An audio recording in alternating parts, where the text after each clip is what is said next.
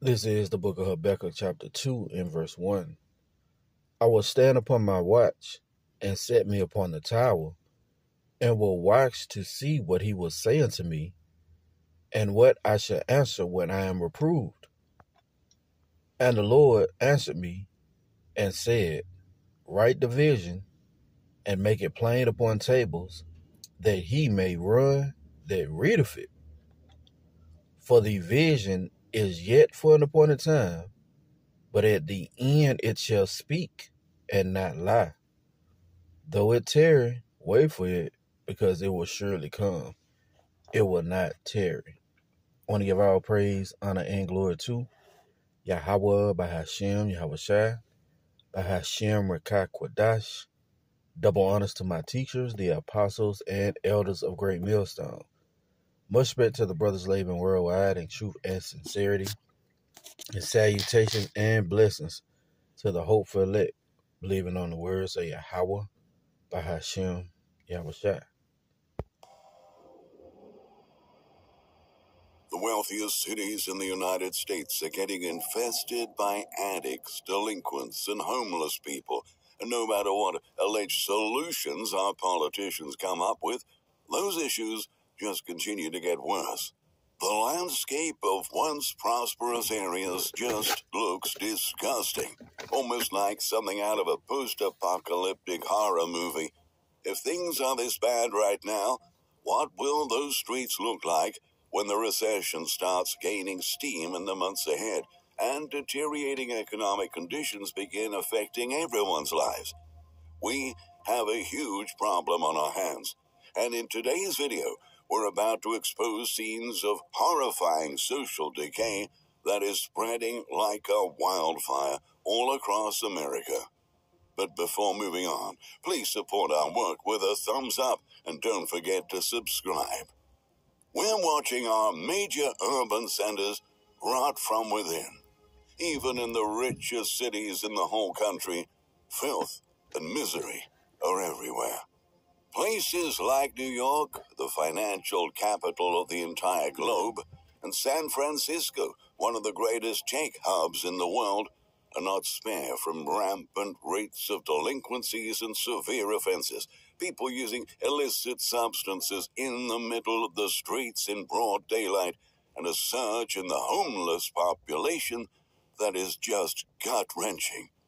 In fact, local reports detail that New York City's homeless problem does not appear to be getting any better, despite the almost $6 billion in federal funds sent to the local government to introduce programs that could help alleviate the issue. According to the Coalition for the Homeless, the numbers have actually hit an all-time high. They claim the average number of people sleeping in a shelter every night climbed to nearly 66,000 in the past quarter. However, the city's homeless population is estimated at 126,000 people, which means that a large share of that group is sleeping on the streets. The coalition stressed that the main reason these numbers are this high is because the city has failed to provide adequate, affordable housing. Note they're not asking for free housing, but for accommodations whose prices can fit in people's budgets. Something many people don't realize is that apart from the share of individuals who struggle with mental illness, addiction, and other problems, many of those who sleep on the streets every day do have jobs or gigs, but they're extremely low paid. The coalition also highlighted that many homeless individuals do not feel safe in shelters, while others who work the night shift cite strict rules such as curfews that impede them from entering the shelters. Still, it's far more preferable to sleep in a shelter than it is to sleep in the streets because very frightening things can happen in New York City at night. According to a retired law enforcement agent, Michael Alcazar, who is now an adjunct professor at John Jay College of Justice, everyone's panicking because everyone feels they have to protect themselves with the surge in offenses in New York City. Even bad guys have to protect themselves from other bad guys, he says. As you see, the fate of America, all right? Now, they mention The city on the west coast, San Francisco, all right, is in the state of California. And they also mentioned right now talking about New York City, the state of New York, all right, where the things emanate. They're either going to emanate from New York and hit the nation, or from California and hit the nation. Where you see these things are manifesting on both coasts. All right. Homeless, all right, is increasing. And they made the statement, wait till it really gets bad. All right. We at the beginning stages of how hell breaking loose, man. Evil and only evil. Let's get it. Right? Evil and only evil.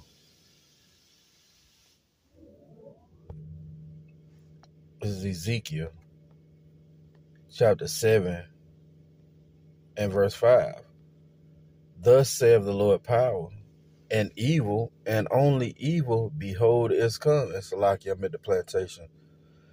So you hear the compressor in the background, Salakia. It says, Ezekiel 7 and 5, thus saith the Lord power, and evil and only evil, behold, is come. And end is come, the end is come, it watcheth for thee, behold, it is come, right? So it's already been pronounced evil for this place, which is a compound word, ill meaning bad, eve meaning time. So it's nothing but bad times coming. And that video highlighted that perfectly, all right? And these things are going to increase around the country of the United States, man. It's only going to get worse. It's not going to get any better, all right? This is 2nd Ezra. Which one do I want first? Chapter 9. Because these things are manifesting, all right? Part of the signs. 2nd Ezra chapter 9 and verse 1. He answered me then and said, measure thou the time diligently in itself, and when thou seest part of the signs past that I have told thee before, then shalt thou understand it is the very same time wherein the highest will begin to visit the world which he made. And obviously the Lord Yahawah is visiting the world which he made, man, by the way of these plagues, by the way of these pestilence, by the way of calamity. You see, Jeremiah chapter 49 and verse 8. Flee ye, turn back, dwell deep, O inhabitants of the Dan, for I will bring the calamity of Esau upon him, the time that I would visit him, and his great calamity. It's bringing, that the Lord is bringing. Simple Google definition of this word calamity, real quick. Calamity. It says an event causing great and often sudden damage or distress, a disaster. And what these people are saying regarding, people being homeless, it's a disaster. The wealthiest cities in America has a huge problem.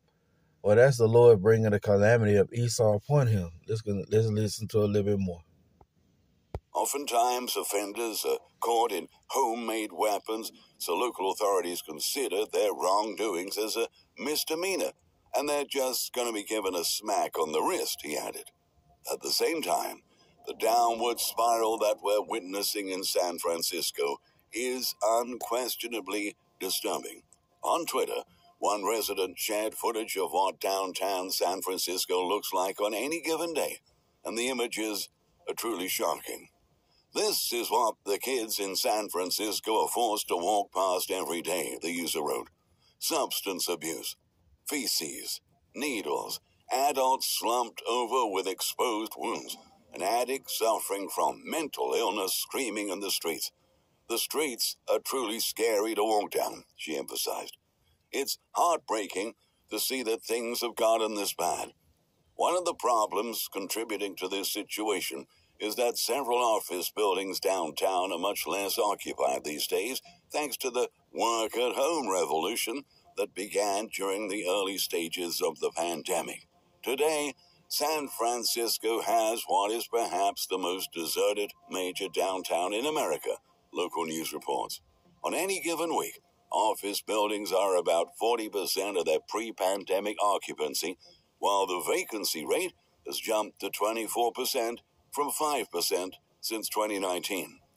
Over the past couple of years, big businesses that helped to boost San Francisco's economy have left the area in search of safer locations, resulting in the impoverishment of the city. On top of that, another major factor is substance abuse and addiction. We're actually in the middle of the worst addiction crisis in the history of this nation. You see? Evil and only evil, man. The calamities that Yahawah is bringing upon America, Babylon the Great. All right? Jeremiah 49:9. If grape gatherers came to thee, would they not leave some gleaning grapes? If thieves by night, they would destroy till they have enough. Right? They would have destroyed till they have enough. But Esau, he takes everything, man. He come in, take your residence, steal your resources, sets up his own residence in your residence, and then sell you back your resources, man. All right? That's why the Lord is bringing his damn system down. He's bringing the calamities upon him. 2nd Ezra, chapter 15, and verse 5. For behold, saith the Lord, I will bring plagues upon the world, the sword, famine, death, and destruction. See? This is the Lord bringing these things on them. All right? And again, it's only going to get worse. You know, you got the most immigrants have been let in at a single time under Biden's administration. Well, guess what? When the food gets scarce, all right, hey, it's going to be every man for itself. There's going to be a lot of death, a lot of destruction. Again, we are at the beginning stages of all hell breaking loose. Thus saith the Lord. Okay? It says, let's let it come up. All right, we at the beginning stage, and it's beautiful. Matter of fact, let's get it right here. It says, for wickedness have exceedingly polluted the whole earth. There we go. Running a little slow. For wickedness have exceedingly polluted the whole earth, and their hurtful works are fulfilled. So that's why the Lord is doing these things. All right? Esau has met his measure of wickedness, and the Lord is bringing the calamity upon him, man. All hell is set to break loose. All right? Let's go back to the video.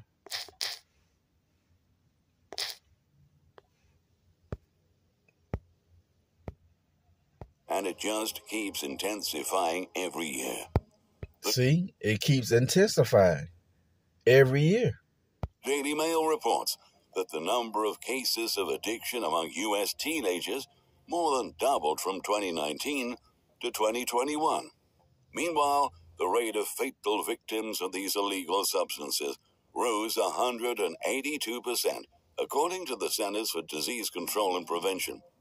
It seems that everywhere we look, we can see that some of our beloved communities are degenerating into rapidly decaying hellholes, and our streets are filled with ruthless predators. Authorities have even created a name for a new practice that's been sparking terror in many places. Have you heard about a new trend called?